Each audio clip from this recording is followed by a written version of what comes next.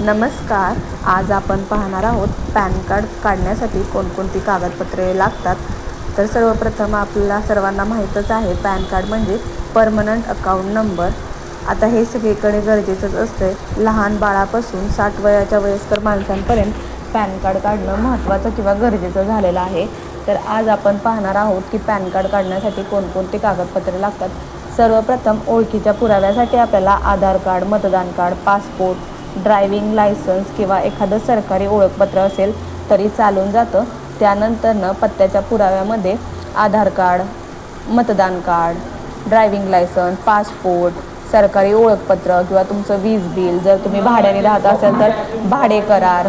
त्यानंतरनं जन्मतारखेसाठी तुम्ही आधार कार्ड, मतदान कार्ड, पासपोर्ट, ड्रायव्हिंग लायसन्स, जन्म प्रमाणपत्र, डोमासाईल हे कागदपत्र देऊ शकता. त्याचबरोबर आपल्याला 2 फोटो गरजेचे असतात.